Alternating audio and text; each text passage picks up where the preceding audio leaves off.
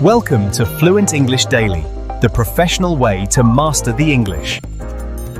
Emily, I hate telling people they're doing something wrong. It's just so awkward. It really is. Imagine finding a manager breaking a big rule. What do you even say? Oh, wow. I'd probably stay silent. Don't worry. Today we're learning how to be polite but firm. We'll practice phrases like, I'm afraid it's against policy, to handle these tough moments. I see. That's very helpful. Welcome to Fluent English Daily Pro. I'm Emily. And I'm John. It's great to be here.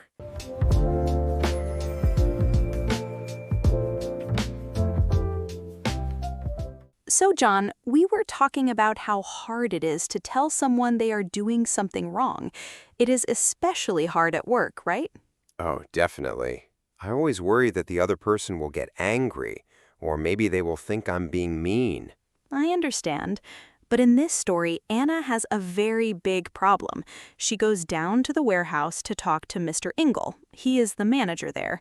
And what does she find? She finds him smoking inside the building. Wow, that is a very big deal.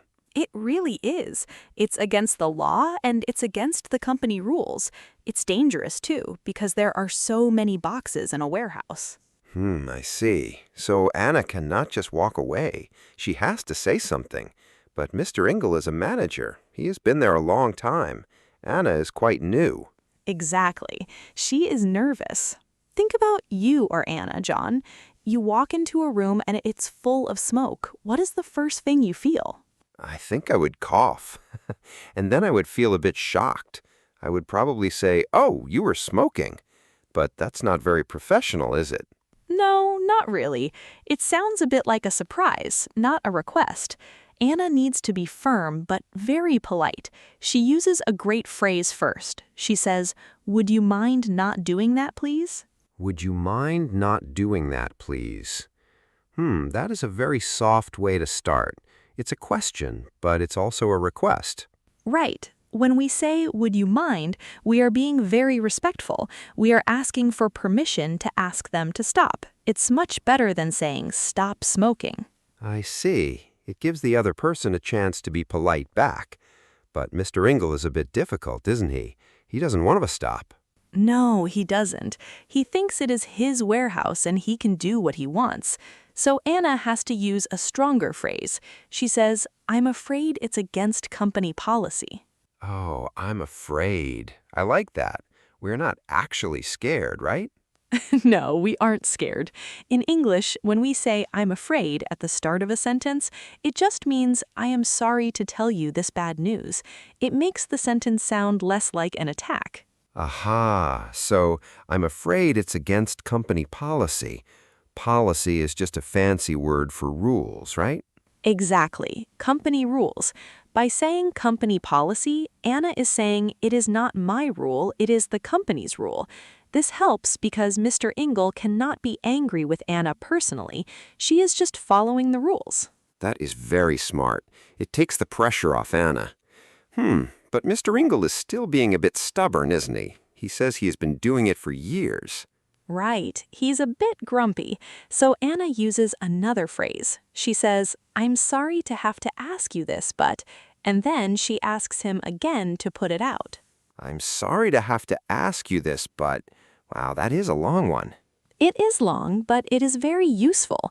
It shows Anna feels a bit uncomfortable. It shows she's a nice person. It's like saying, "I don't want to be the person who stops your fun, but I have to." I see. It's about being human. We're not robots. We know it's awkward. Exactly, John. And then she uses one more phrase to be very clear. She says, "I'm afraid it's just not permitted on company premises." Permitted. That means allowed, right? Yes, not permitted means not allowed, and premises just means the building and the land around it. Okay, so it is not allowed in this building. That is very clear. No more talking. The rule is the rule. And it works. Mr. Ingle finally puts out his cigarette. Anna was brave and she was professional. She used her words to solve a big problem. Wow, good for Anna. I should try to use those phrases next time someone does something wrong near me. But wait, the story doesn't end there, does it? Oh no, it gets much worse for poor Anna. Really? What happens? She did a good thing. Well, she goes back upstairs to the office. She wants to see her boss, Paul. But remember, she was just standing in a room full of smoke for 10 minutes. Oh no, I know what is coming. The smell. Exactly. Cigarette smoke is very strong. It sticks to your hair, it sticks to your clothes, it even sticks to your skin. So when she walks into Paul's office, she smells like a giant cigarette. Yes, and Paul smells it immediately. He looks at her and he is very surprised. He thinks Anna was the one smoking. Oh, that is so unfair. She was the one stopping the smoking. Now her boss thinks she is breaking the rules. It is a total misunderstanding. Paul is very strict about the rules, too. He looks at her and says, "Anna, have you been smoking?" Oh boy, what does Anna do? Is she shocked?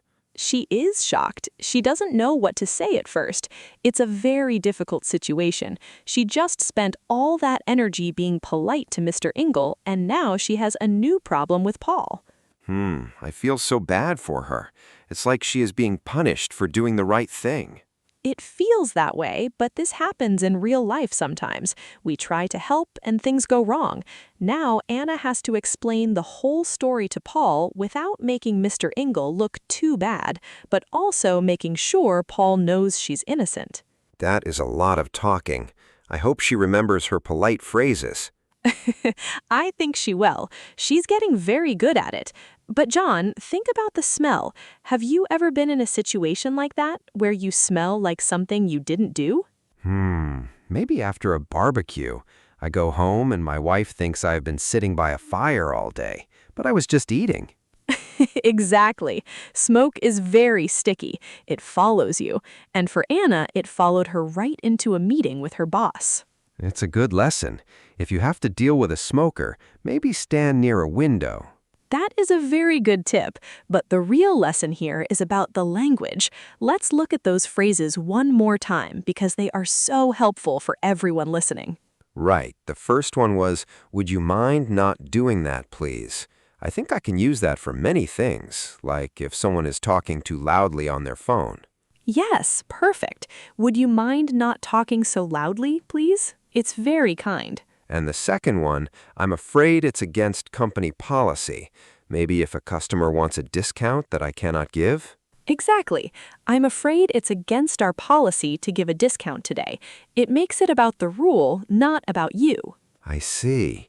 And I'm sorry to have to ask you this, Bud. That is good for when I have to ask someone to move their car. Yes, I'm sorry to have to ask you this, but could you move your car? It's blocking the door. It shows you're being nice. And the last one, "I'm afraid it's just not permitted on company premises." That is for the big rules. No dogs, no fire, no smoking. Right. It is very firm. It ends the conversation.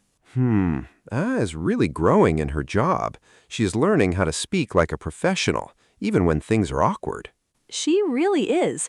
And even though Paul is confused right now, I think Anna will fix it. She just needs to stay calm and explain. I hope so. I want to know what happens next.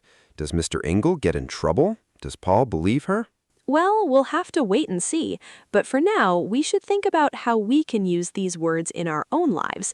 It's not just for warehouses and smoking. It's for any time we need to say no or stop politely. You were right, Emily. These phrases are like a shield. They protect us from being rude, but they also help us get what we need. That is a lovely way to put it, John. A shield of politeness. I like that. I feel much more confident now. If I see someone doing something wrong, I won't just stay silent. I will use my shield. I'm so glad to hear that, and I hope everyone listening feels the same way. It's okay to speak up. You just need the right words. I agree. This was a very interesting story today. I learned a lot about Anna and about how to handle tough moments. Me too. It's always a journey with Anna at Tip Top Trading. There is always a new challenge. And always a new smell. Yes, hopefully a better smell next time. Maybe someone will bring in some nice flowers or some fresh coffee.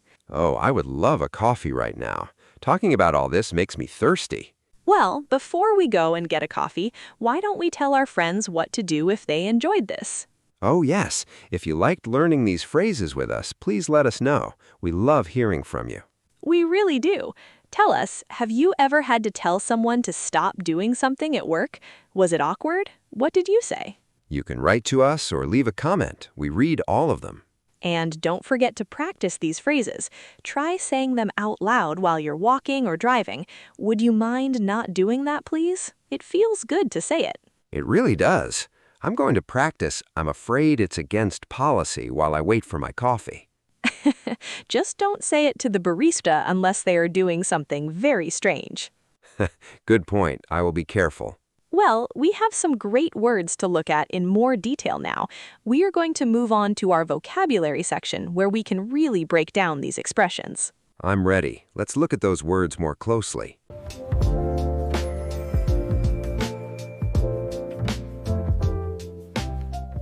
Well, John, that was quite a story with Anna and Mr. Ingle, wasn't it? Ah, it really was. I am still thinking about poor Anna. She tried so hard to be professional, and then she ended up smelling like a cigarette. I know, it's not fair, is it? But it gives us a great chance to look at some of the words they used.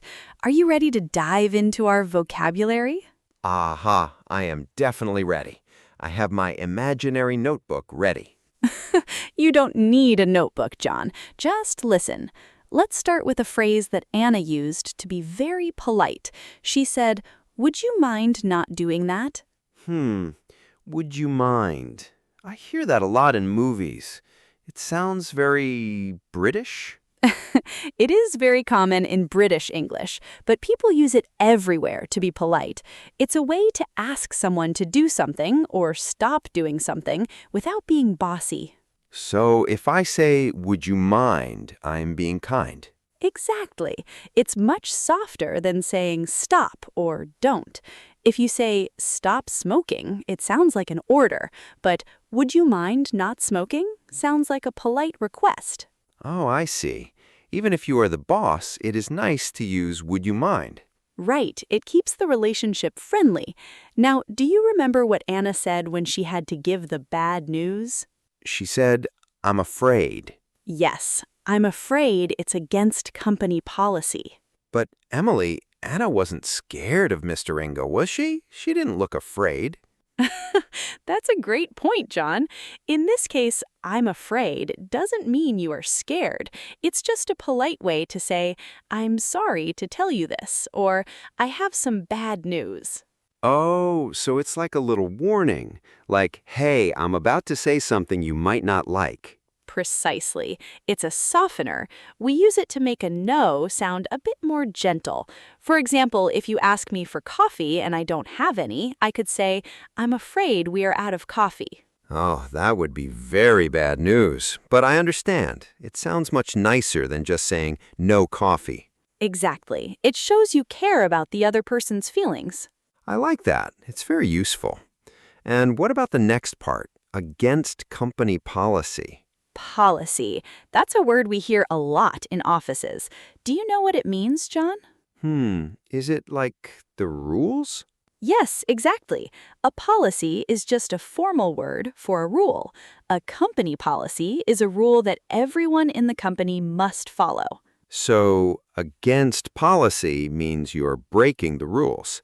Right. If you go against something, you are doing the opposite of what is allowed. So smoking was against the rules. It was against the policy. Aha. At my old job, we had a policy about wearing blue shirts on Fridays. Really? That's a funny policy. But if you wore a red shirt, you would be going against company policy. Exactly. And I don't want to do that. I like to follow the rules. Me too. Now, Anna used another word that sounds a bit like allowed. Do you remember it? Was it permitted? Yes, permitted. She said, it is just not permitted on company premises. Permitted. That sounds very official, Emily. It is. It's a formal way to say allowed. You often see this word on signs.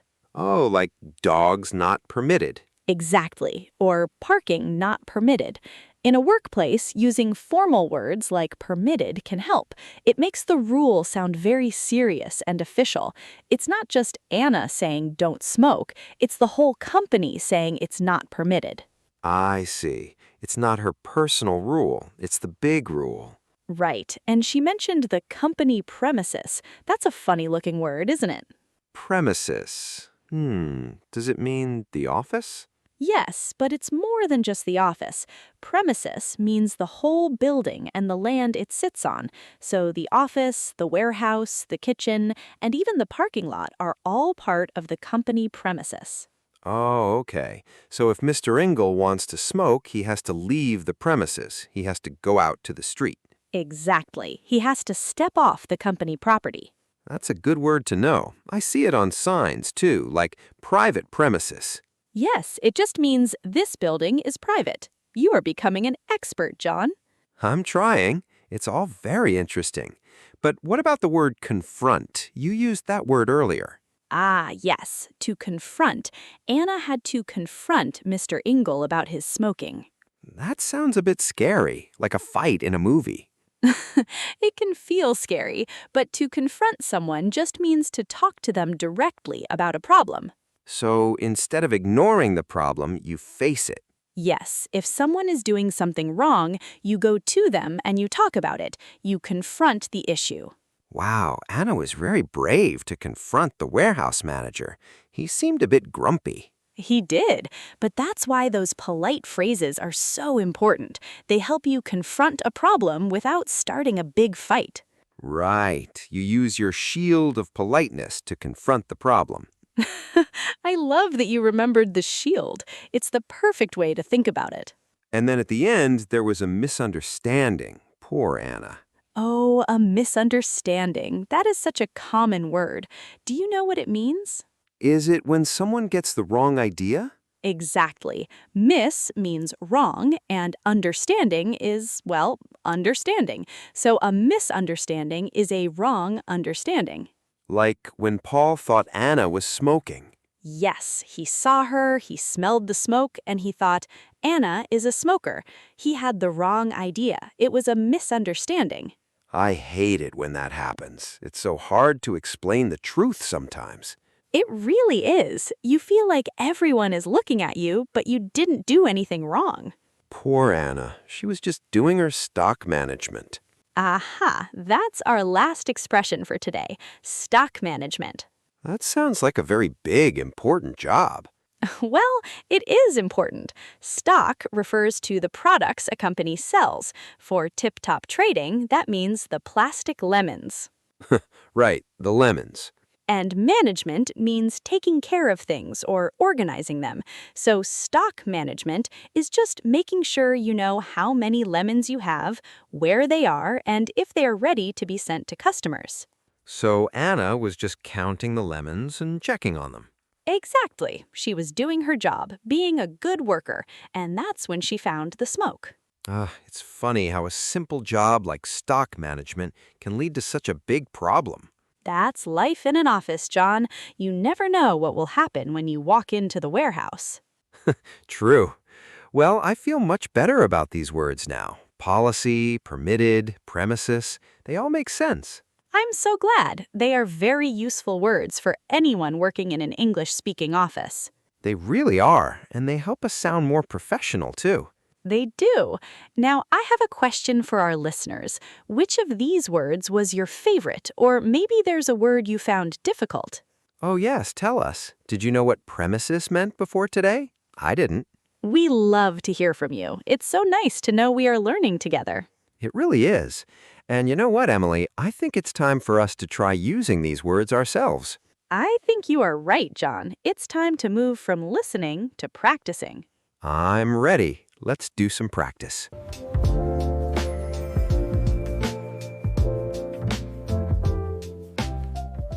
I am so glad you are ready to practice, John. This is the best part of our lesson. It is time to take those words we learned and actually say them. I agree, Emily. It is one thing to know what a word means, but it's another thing to say it out loud. My mouth needs to practice the sounds. That is very true. Speaking is like a muscle. We need to exercise it. So for this part, I will say a sentence slowly. I want you, John, and everyone listening, to repeat after me. I am ready. I am sitting up straight and I am ready to speak. That is the spirit. Let's start with a simple sentence to set the scene. Anna went to the warehouse. Anna went to the warehouse. Good. Let's say it one more time. Anna went to the warehouse. Anna went to the warehouse. Now let's talk about what she saw. She saw Mr. Ingle. She saw Mr. Ingle. He was smoking a cigarette. He was smoking a cigarette. He was smoking indoors. He was smoking indoors. Wow, John, you sound just like Anna when she was surprised. Well, it's a big surprise. You should not smoke inside a building. It's not safe. Exactly. Now let's practice the first polite phrase Anna used. This is a very important one. Would you mind not doing that, please? Would you mind not doing that, please? That was good, but let's try to make it flow a little more. Would you mind not doing that, please? Would you mind not doing that, please? That was much better. How did that feel to say? It felt very polite. The words, would you mind, make the request sound very soft. Right. It is much better than saying, stop smoking. Oh, definitely. Stop smoking sounds like you were shouting. Would you mind not doing that sounds like a professional request. Exactly. Now, let's try the next phrase. This one explains why he should stop. I'm afraid it's against company policy. I'm afraid it's against company policy. Good. Let's break that one down. I'm afraid I'm afraid it's against company policy. it's against company policy. Now the whole thing together. I'm afraid it's against company policy. I'm afraid it's against company policy. Aha, you did it! Remember, when we say, I'm afraid, we're not actually scared. Right, we talked about this. It's just a way to be polite when we have to say something that the other person might not like. Precisely, it softens the news. Now let's try a longer one. This one is very useful when you have to ask someone to do something they don't want to do. I'm sorry to have to ask you this, but... I'm sorry to have to ask you this, but... Let's try that again. Listen to the rhythm. I'm sorry to have to ask you this, but... I'm sorry to have to ask you this, but... Excellent. And then you can finish the sentence. For example, I'm sorry to have to ask you this, but could you put that out? I'm sorry to have to ask you this, but could you put that out? Wow, John, that sounded very natural. Thank you, Emily. It's a lot of words, but they fit together nicely once you practice them. They really do. Now let's try our favorite difficult word from earlier, premises. Oh, the big word. Okay, I am ready. Let's try this sentence. It is not permitted on company premises. It is not permitted on company premises. Very good try. Let's do it in small pieces. It is not permitted. It is not permitted On company premises. on company premises. Now, the whole thing together. It is not permitted on company premises. It is not permitted on company premises. Aha, you did it. Perfect. You said it so clearly. Premises. Company premises. I like the way that word feels now. I see that. It sounds very professional when you say it. Now, let's imagine the next part of the story. Anna goes back to the office. Right, she finished her job in the warehouse. But there's a problem. She smells like smoke. She smells like smoke. Paul thinks she was smoking. Paul thinks she was smoking. This is the sad part. Anna was doing the right thing, but Paul is confused. Let's try what Paul said. You smell like smoke, Anna. You smell like smoke, Anna. And Anna has to explain. Let's practice a sentence for Anna. It wasn't me, Paul. It wasn't me, Paul. I was in the warehouse. I was in the warehouse. Mr. Ingle was smoking. Mr. Ingle was smoking. Good. Now let's try to say it with a bit of worry in your voice because Anna was worried. It wasn't me, Paul. I was in the warehouse. Mr. Ingle was smoking. That was great. I can really feel Anna's stress in your voice. Oh, it's hard when your boss thinks you did something wrong. It really is. It's a very difficult situation, but using these professional phrases helps a lot. It shows that you know the rules. That's a good point. If Anna uses words like policy and permitted, Paul will know she understands the company rules. Exactly. It makes her look like a very good employee. Let's review the phrases one last time, just to be sure. I will say them and you repeat them once more. I'm ready. Let's do a final check. Would you mind not doing that, please? Would you mind not doing that, please? I'm afraid it's against company policy. I'm afraid it's against company policy. I'm sorry to have to ask you this, but I'm sorry to have to ask you this, but I'm afraid it's just not permitted on company premises. I'm afraid it's just not permitted on company premises. You did an amazing job today, John. Truly. Thanks, Emily. I feel like I could walk into a warehouse right now and handle any problem. Well, I hope you don't find anyone smoking, but if you do, you know exactly what to say. I do, and I hope our listeners feel the same way. I hope so too. Remember, everyone, it's okay if you didn't get it perfectly the first time. You can always go back and listen to this section again. Right. Every time you say these sentences, they get easier. Your muscles get stronger. Exactly, and you will feel more confident every single time. You know, Emily, this story about Anna really makes me think about my own workplace. Oh? In what way? Well, we all have rules, but sometimes it's hard to talk about them with other people. That is very true. Communication is the most important part of any job. It really is, and using the right words makes communication so much easier. I agree. It changes a difficult conversation into a professional one. Well, I feel very professional now. You should. You worked very hard today. I did, but I think we have one more thing to do before we finish, right? You are right, John. We've been talking a lot about Anna's situation and the words she used. And now it's time to hear from the people listening to us. Yes, we always love to hear your thoughts and your experiences. It helps us learn together, which is the best way to learn English. It really is. So let's move on to our next part. I think I know what's coming next. I think you do. It's time for a very special part of our show. Is it the part where we ask a big question? It is. We have a very interesting question for you today based on Anna's story. Oh, I can't wait to hear it. I wonder what everyone will think. Well, let's not wait any longer. Let's get right into it.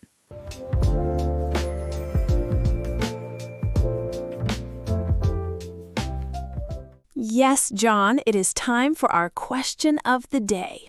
Oh, I love this part. It makes me feel like we are all in one big classroom together. It really does. Today, we saw Anna be very brave. She had to tell her colleague, Mr. Ingle, that he was doing something against the rules.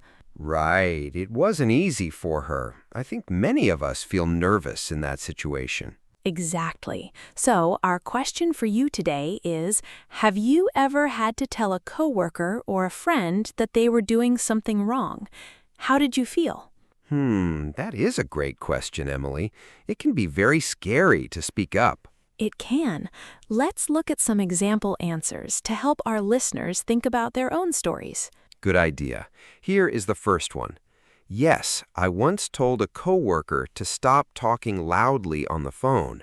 I felt a bit nervous, but I was polite. Aha, that's a good one. Here is another. I had to tell my friend that she was late for our meeting. I felt bad, but it was important to say it. Right, or maybe this. I used the phrases we learned today. I said, "Would you mind not leaving your trash here?" I felt very professional. I love that. Using the phrases helps a lot. Here's a fourth one. I tried to tell someone they were wrong, but they got angry. It was a difficult day, but I'm glad I spoke up. Wow, that sounds tough. But you're right, it's good to be honest. And one more. I once had a misunderstanding like Anna.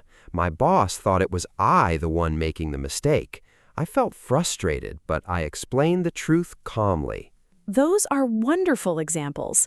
It shows that everyone has these moments. Now we want to hear from you. Please share your story with us. Yes, write your answer in the comments. We read all of them, and it makes us so happy to see your English growing. I can't wait to read about your experiences. It helps everyone learn together. It really does, John. And speaking of learning, we are almost at the end of our time today. Oh, already? Time goes so fast when we are talking with our friends. It does. But before we go, let's think about everything we learned today.